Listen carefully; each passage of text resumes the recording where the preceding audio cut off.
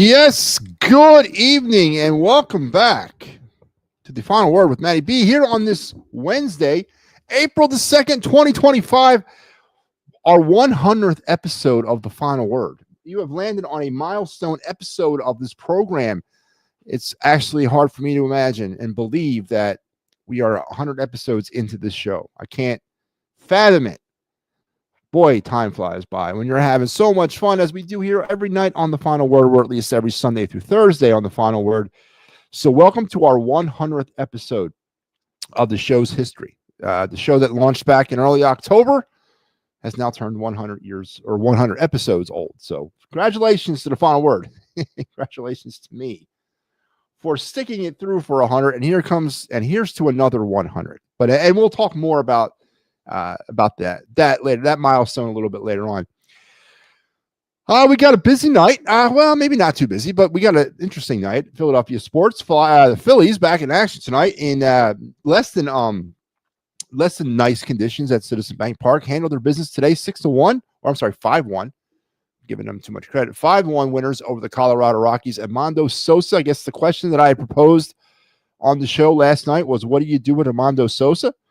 Do you continue to ride the hot hand or do you sit him? I guess that answer was given by the Phillies tonight. And Rob Thompson, who actually rode the hot hand, giving Armando the start over Bryson Stott at second base, and Sosa delivered with a 3-hit performance as the Phillies beat a team that they're supposed to beat. And they capture their second straight series win of 2025, improving their record overall now to 4-1 and or 5-1. Was it 4-1? Let me see. What are they? I think they're 4-1. Yeah, 4-1. So we're going to continue the conversation on the Phillies that Sal G started just recently on the Fightins Final. We'll continue talking some Phillies baseball. We're going to get into some Flyers maybe. I keep on saying we're going to maybe get into the Flyers. But I leave it on the table. If anybody wants to talk about the Flyers, we can definitely do that. It's hard for me to kind of come up with topics so with the current state, but yeah, we can. We'll discuss some Flyers as we move forward.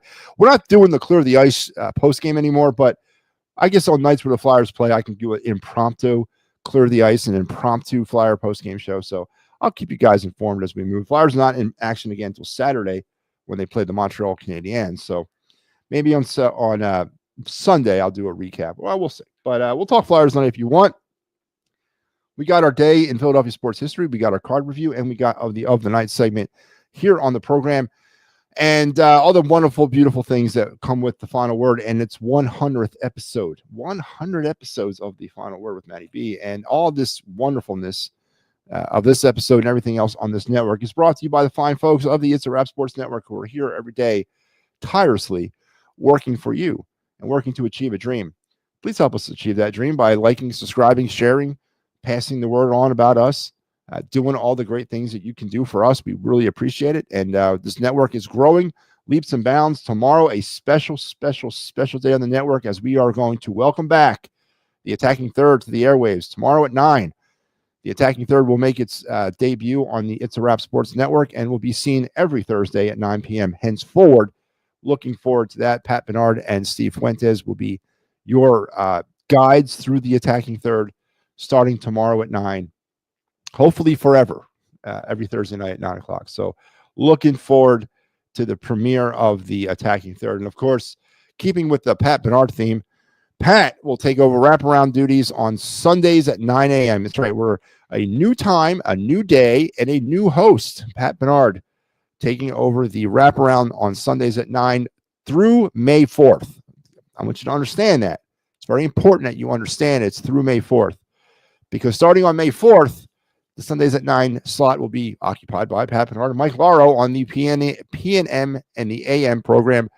The wraparound will find a new home somewhere else, probably back on Mondays, or maybe on Saturdays. We haven't made a decision yet. But on May 4th, PNM and the AM will come back, make its return to the airwaves and its debut here on the It's a Wrap Sports Network. And, of course, every single Sunday, Thursday at 10 p.m., yours truly, bringing you the best in your final word, your final sports word of your sports day. So a lot of great stuff happening on the network, a lot of great things every day that we're kind of overturning new ground, really enjoying it. And let's get it going for the night. Let's strap in, strap on, strap up. Keep your hands, head, and feet inside the car at all times, because you have landed on your final sports destination of your Wednesday night.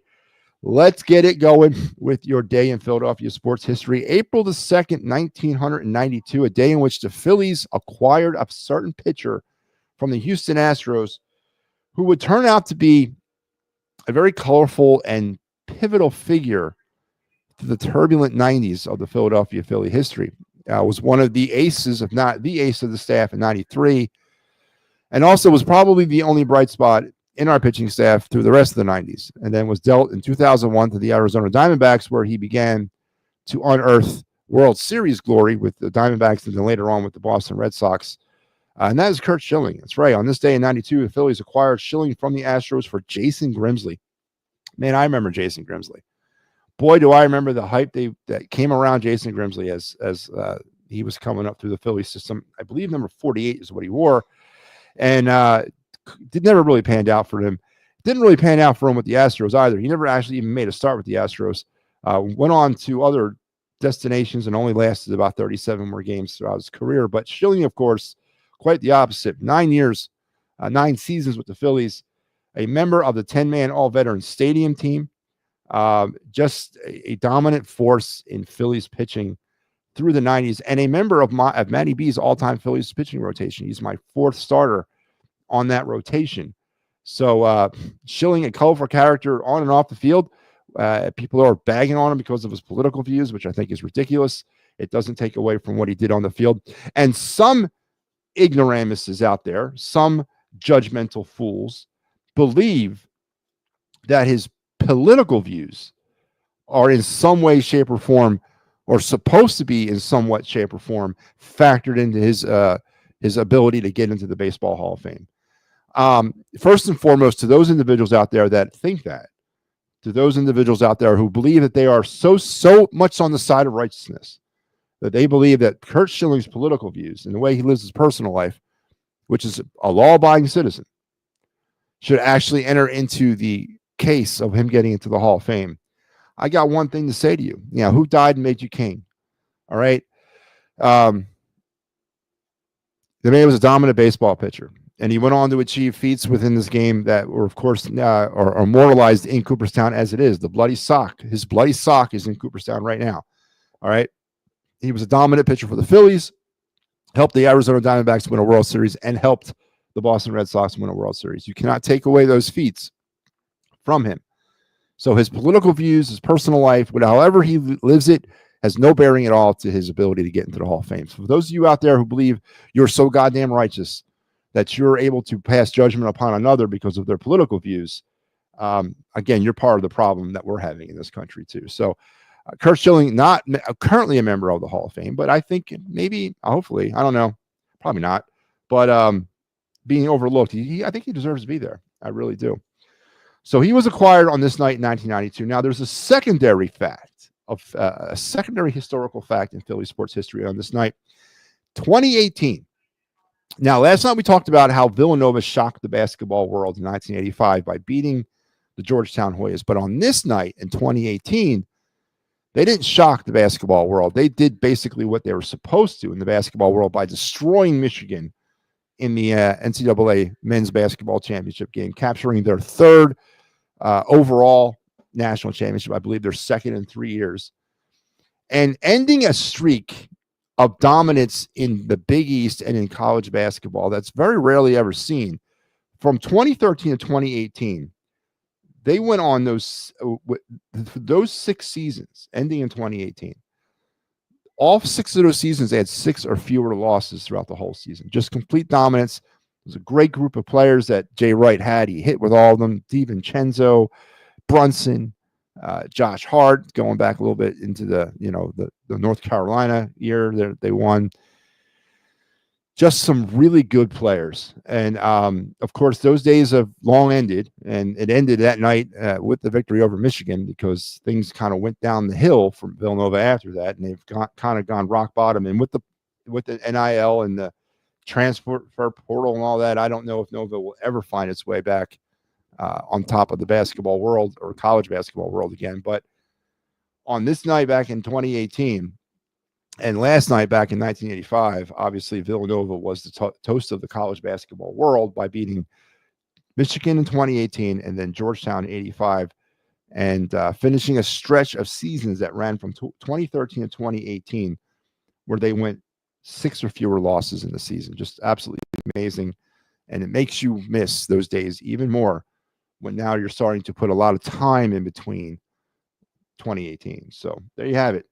2 very cool facts of Philadelphia sports history. The acquisition of Curt Schilling back on this day in 1992 and Villanova winning their 3rd NCAA championship by beating Michigan and ending a run of straight dominance in the Big East over 6 seasons. There you go. There you have it. There you have it. Joe, how are you tonight, man? I'm fine. Doing well, Joe. How about you?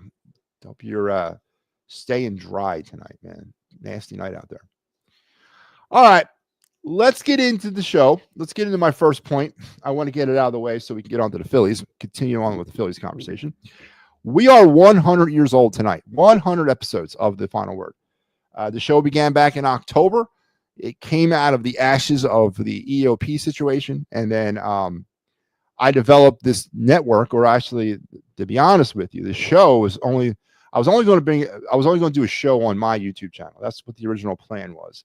And the show is going to be called It's a Wrap with MattyB. That's what the name of the show was. This kind of goes into some of the history. People have asked me, where did I come up with It's a Wrap Sports and, all that. I'm about to tell you because it all kind of ties in together with tonight's 100th episode.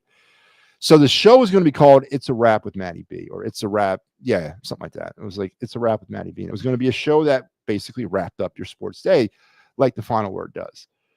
But that's all it was going to be, was a show. It wasn't going to be a network. It wasn't going to be a start of a new adventure. It was just going to be me doing my thing and kind of sitting back and trying to plan what my next move was going to be. And with the advent of some of the programs that are now joining the network, and I'll throw out a couple of them, obviously with PNM and the AM coming back, the Attacking Third coming back. Those are, and then the wraparound is something we started here, but those 2 shows specifically were shows that were seen on EOP and personalities that worked on those shows through EOP that I, of course, know and have worked with before.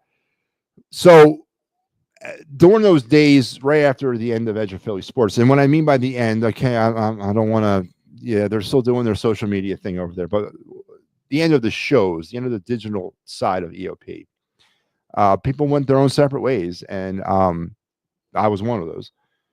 And I started the channel, but then for some odd reason, I said, you know what? Why limit myself? Let's go ahead and throw my hat in the network side. I said, okay, let's call the network It's a Wrap Sports, and let's call the show The Final Word. So that's kind of how it all began. And I believe October 7th, 2024 was our first show.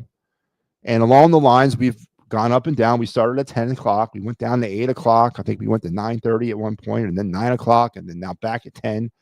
So we've shifted around, but we've been pretty consistent with coming every Sunday through Thursday, barring post-game responsibilities. And with, again, the network starting to grow this week, big week here on the It's a Wrap Sports. The Attacking Third is here. We got the wraparound starting over the weekend. The wraparound's coming back. So, we got the Fighting's Final that's kicking in. That's going to be content pretty much every single day. It's a big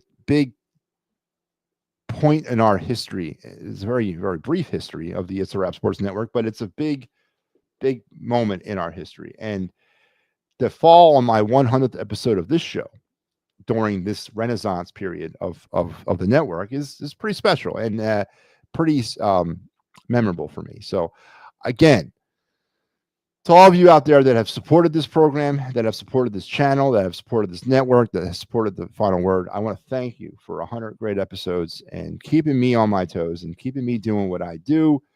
And the hard work is starting to pay off, and you're going to see less of me. It's probably a good thing, right?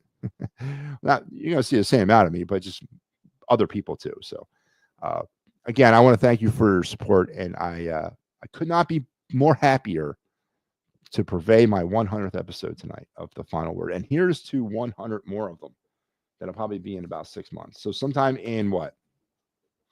It's October timeframe, I guess, it'll be my 200th. We'll see how that works out. But there you go. We are 100 years old. All right, let's talk some Phillies. Tonight at the bank, the Phillies beat the Colorado Rockies 5-1. Storylines in this game are the hot hitting of Armando Sosa. I think that's probably the top storyline, and we talked about it the other night. I don't remember if it was on the final, if it was on this show. We talked about what to do with Sosa. I think it was on the final. We talked about what to do with Sosa, and I thought the best thing to do would be to ride the hot hand. Now, the question would be whether or not Rob Thompson would feel the same way. And tonight, his starting lineup included Sosa over Stott. Now, Sosa comes out and has a 3-hit night. Now, tomorrow, you got a day game after a night game. I know it doesn't really matter for position players, but do you stay with Stott regardless of lefty versus righty, righty versus lefty? It's okay to come out and say, I sat Bryson Stott because I'm going to ride the hot hand with Armando Sosa. It's okay to say that because that's what you do when a player is hitting the ball like Sosa. Now, Sosa's not going to hit like this for the rest of the season. So ride this till you can, because in the period of offensive futility that the Phillies have had, even though they're 4-1 now, you know, it's been frustrating at times, you know, and to beat up on teams like the Rockies and the Nationals is great. But, you know, we got the Dodgers looming, and then we got the Braves after that. And then we got the Mets coming in a few weeks, or I think we're going there. I'm not really sure where that series is at, but we got the Mets coming down the pike. It's okay to ride the hot hand and win games that you're supposed to win and fight through those problems that you're having offensively. And tonight, Sosa did that. Now, also on the night, Trey Turner returns to the starting lineup and goes 3 for 5 with an RBI. So just a huge contribution from the shortstop and second base positions from the top and the bottom of the lineup. And Trey Turner was, of course, leading off. Now, you know, that had a lot to do with Kyle Freeland and his pitching tonight, but it was pretty good. I mean, it worked the way it's supposed to work, right? They got to Freeland for 3 earned runs. Now, there was the issue with the bases loaded, nobody out, and they got 3 straight strikeouts. Yeah, that was a little head scratching, but they did get to Freeland for 3 runs, and that's good because he's a starting pitcher, and the Phillies have struggled mightily against starting pitching. They did get to Freeland for 3 more runs tonight, so that's good. Now on the not so good side of things, Wheeler, who was his dominant self again, 10 strikeouts, continues to just take his game to a different level that he didn't have in New York, but he's had. That level's been steadily growing and growing and growing since he's been here. Developed into a true ace of the staff. Maybe, and again, he's already on my all-time Phillies rotation at number 5. He's my 5th starter in MattyB's all-time Phillies rotation. If this continues, and I mean like this type of pitching, staying healthy, 3 things I want to see happen. I want to see him win the Cy Young Award. I want to see him win a World Series. And I definitely want to see him solidify himself into Phillies history, because those things are trending in those directions. And boy, that would be great for him to see.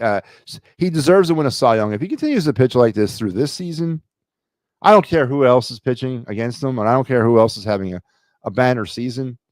I mean, the guy deserves a Cy Young Award just out of just consistency of dominance and greatness over the span of about 4 years. So we'll see, but definitely win him a World Series. He deserves that, and continue to build his legacy as one of the best pitchers in Phillies history. And I think he's definitely well on his way. So 10 strikeouts for Wheeler tonight, but he had 1 blip, and that seems to be the blip that a lot of Phillies pitchers are having, and that's home runs. Another home run given up tonight by Phillies pitching. That makes 8 now through 5 games.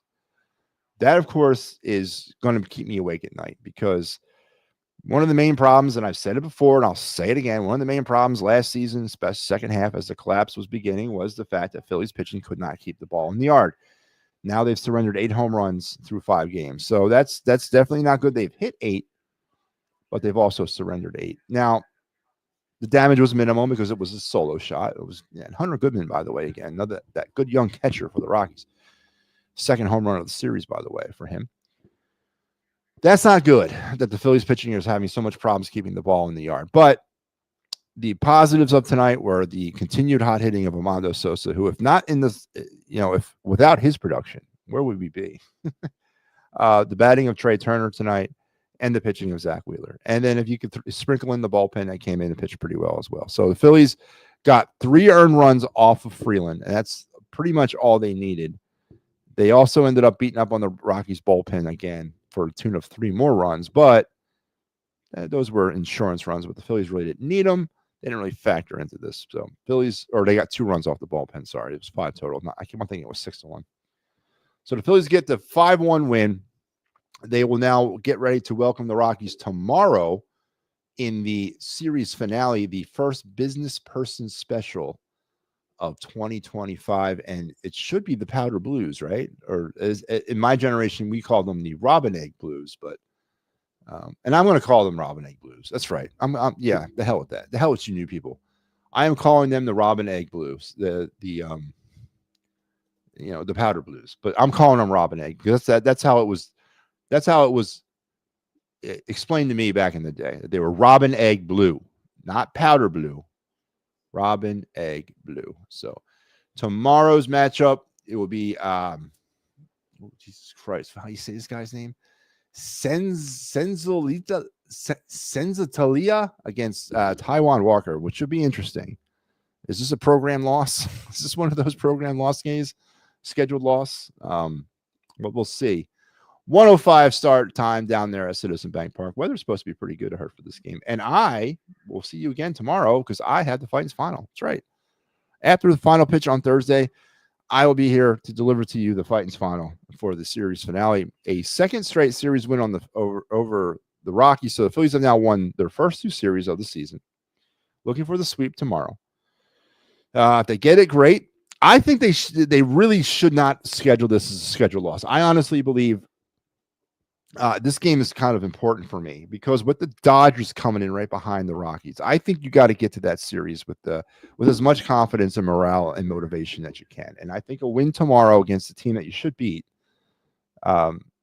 is what you need to plan for. Now, JT probably won't be in the lineup, which he should be because they just had a goddamn day off, and now they're going to take him. But if they go with the day game after the night game, they'll probably pull JT out of the lineup.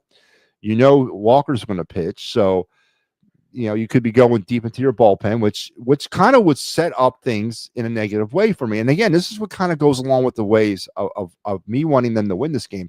I don't agree with Taiwan Walker starting this game. His scheduled start was yesterday on Monday. They had the day off. It should just be skipped right over. Now, I guess they're setting up a Luzardo, Nola, Sanchez against the Dodgers, which obviously is what they're doing.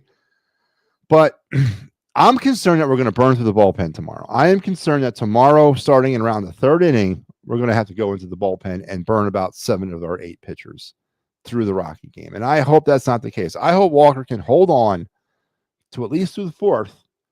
And then maybe we go through 3 pitchers tomorrow. But a scheduled loss, maybe. Backup players may be playing. But again, you can make a case the fact that they just had a day off and they haven't really been playing. They played 1 game, had 1 day off, played 3 games and had a day off. I mean, the schedule has not been brutal. Though they got the Rockies tomorrow, then they got the Dodgers, and they got another day off next Monday. And then they go through till April 24th. So the hard part of the schedule, or in terms of like quantity, hasn't even started yet. Everybody should still be pretty fresh. JT should play tomorrow, honestly. If you're asking me, I think he should play tomorrow because he just came off a day off, but probably won't. And Taiwan Walker's pitching. So we'll see how the Phillies do. And they should still beat the Rockies. And I hope they do. But I will be back tomorrow at 4 p.m. to give you, or not around 4 p.m., I guess when the game ends, at whenever time that is.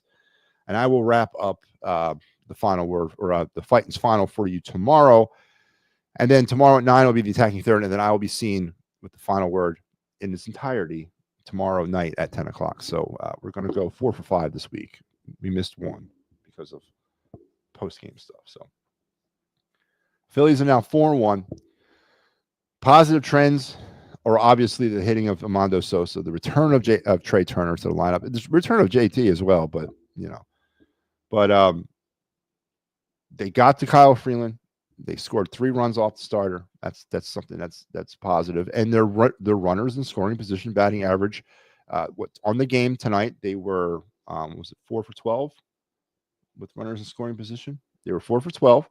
Now on the season, they are 14 for 49 for a 285 batting average. I'll take that any day of the week. So obviously that number 285 is going to fluctuate, but if they could hover around 280, 285, hey, that's okay by me, man. That'll shut me up about RISP and all those things. So tomorrow, immediately following the Phillies and the Rockies, I will come back with the Fightins final, and then we'll continue on with our big broadcast day. 3 shows tomorrow. 3 shows. So can't wait for that. All right. I guess let's move on now as kind of a light night. Where you guys at tonight, man? Let's move on now to the other night segment. Brought to you by, again, the great folks here at the It's a Wrap Sports Network.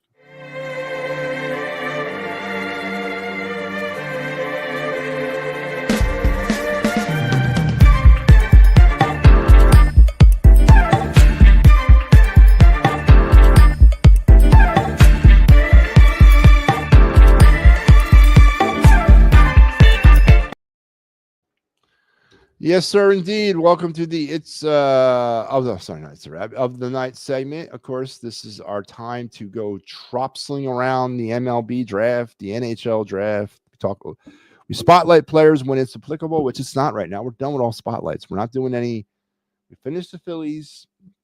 Flyers won't be until the summer, so no spotlighting players anymore. So it's pretty much down to just draft picks and prospects, right? We're doing the MLB draft, we're doing the NHL draft, and we're doing Phillies prospects. So last night, I think we did the NHL draft on the show. So we're going to switch gears and head over to the MLB draft. And this tonight, we're going to talk about the shortstop / right-hand pitcher, Billy Carlson from Corona, California. He's a high school kid.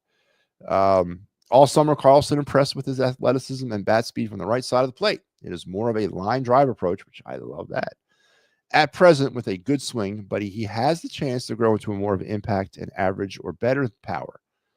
There's an up arrow next to his rookie tool as he's worked to get faster and could be a plus runner in time.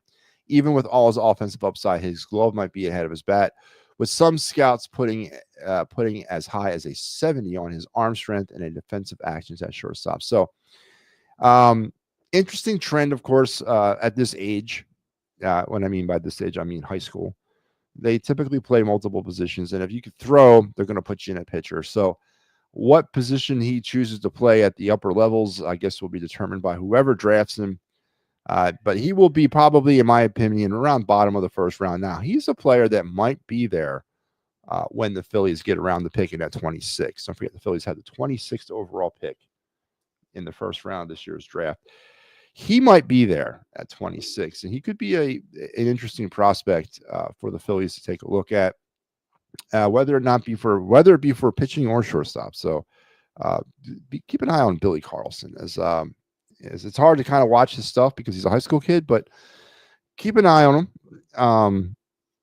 Keep an eye on his draft stock. It might rise, it might fall, and if he's available when the Phillies are picking at 26, which of course we will have coverage of the MLB draft this summer here on the network, but keep an eye on Billy. I think he might be an interesting and player for the Phillies. So there you have it. Billy Carlson is our MLB draft prospect of the night, and that's going to take us to we're not doing a trifecta. We're doing a duplex. We're doing double tonight. So our second part of the night segment, Phillies prospect time, and we got to go through these guys because, it's the time of the year to do that. Let's talk about the crown jewel.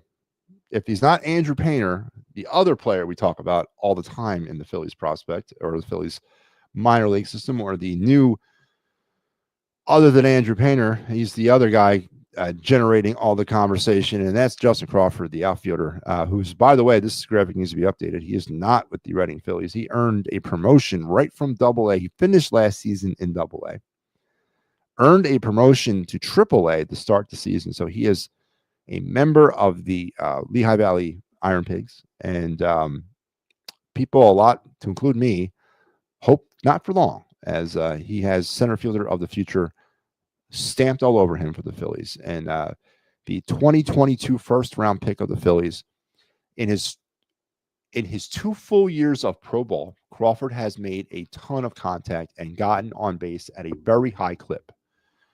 That's led to a career .316 average and a .371 on-base percentage, with strikeout rate of 18.6% heading into the season. The left-handed hitter has started to answer questions about his ability to impact the baseball, registering more consistently high exit velocities. And while he still has a high ground ball rate, that number has dropped from year to year. He may never have a ton of power, but as he keeps adding strength, he should be able to drive and lift the ball for extra bases more frequently.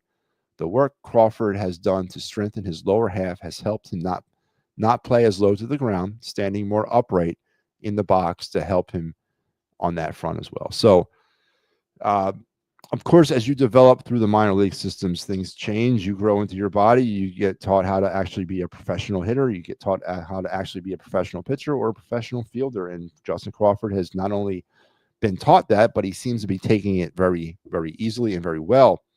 As I mentioned, earning the promotion straight to AAA to start the season after only playing a handful of games at Reading. Don't forget, he started the season last year in Jersey Shore at High A.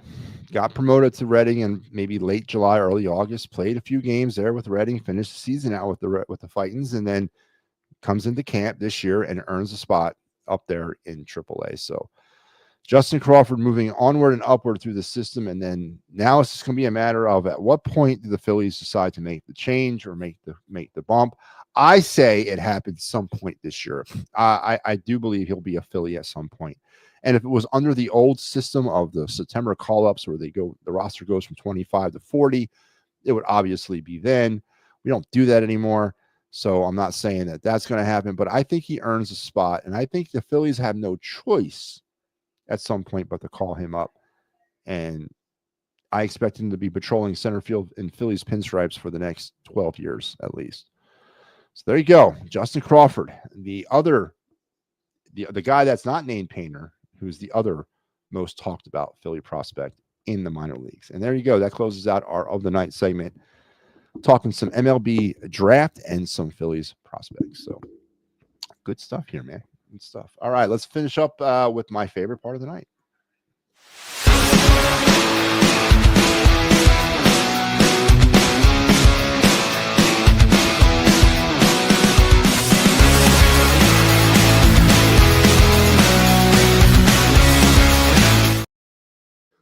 Yep, it's our card review. It's the best part of the night. It's better than waking up with Folgers in your cup. It's when I get a chance to talk about sports cards, and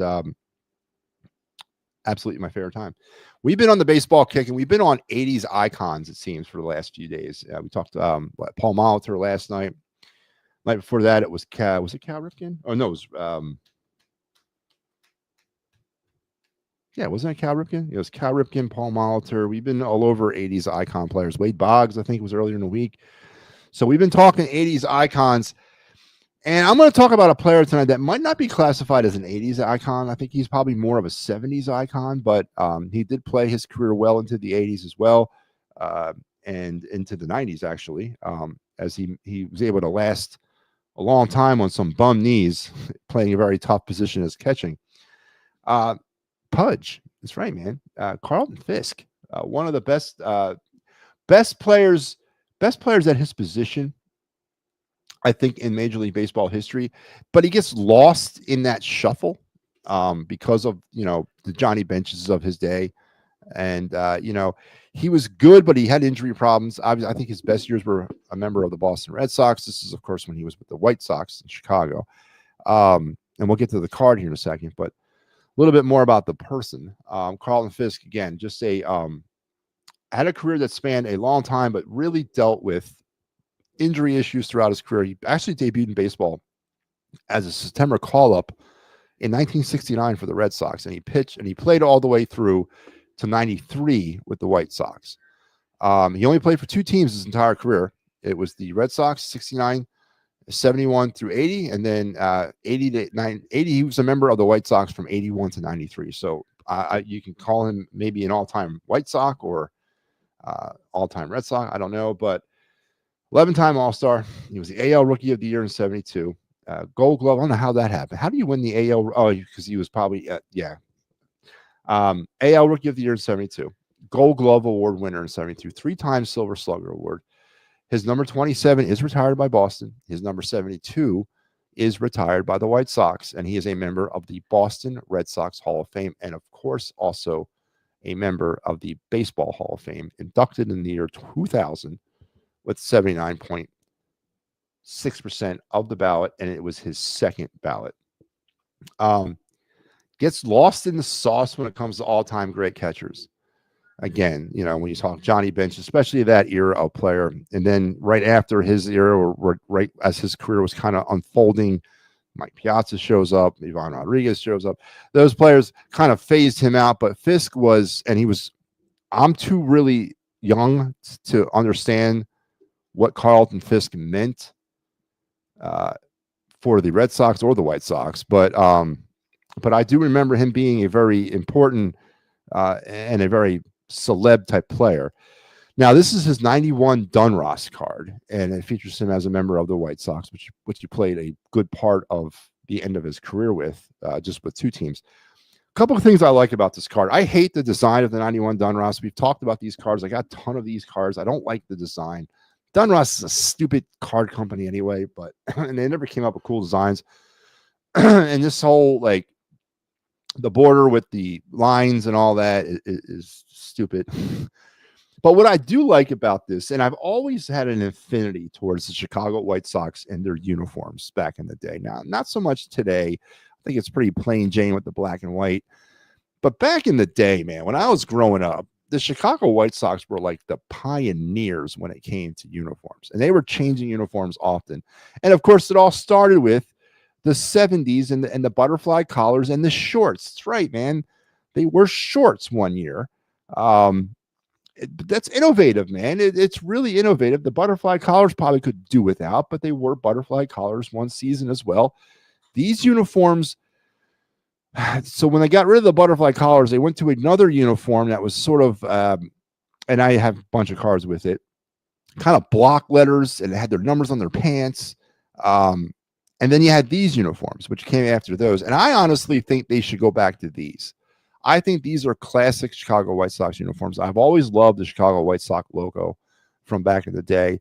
I don't like the new one. Again, I don't like the black and white. It's plain Jane, but just something old school. Whenever I see a Chicago Blackhawks logo from the 80s, or whenever I see this uniform, it's very nostalgic for me. It reminds me of those simpler times in life.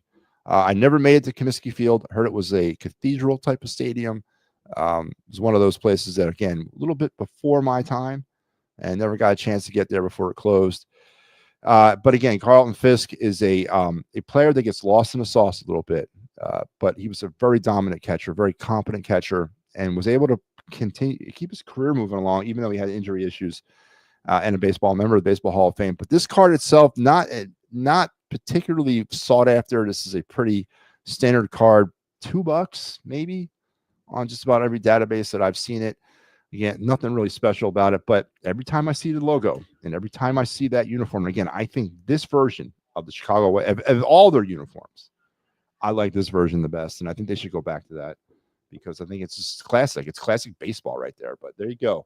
Carlton Fisk is my card of the night, and here is that card right here in its final form. Again, that's a clean card, but again, this card is not, you're not going to set the world on fire with a 91 Dunross Carlton Fisk.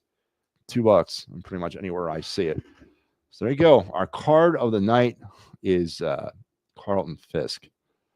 He was Joe. And, and again, it was also growing up in that time, there was those, I like to call them lag players for me. So I was born in 73 and I became a conscious baseball fan. Let's face it, 1980. My first conscious baseball memory is the Phillies winning the World Series. Not that I didn't pay attention. I was a 7-year-old. I wasn't really tuned into baseball until that. And then after that, it was balls to the wall, baseball, everything. sports in general. That was a pivotal year for me in 1980. But baseball wise, Carlton Fisk, Johnny Bench, they were the catchers of that day, of that era for me when I first started out, right? Gary Carter kind of came up a little bit after that in the mid 80s. But Fisk was from the 70s, the same era that Bench was from. So those guys were a little older in their careers when I started watching them play. They were kind of in the, Bench was sort of wrapping it up. Fisk was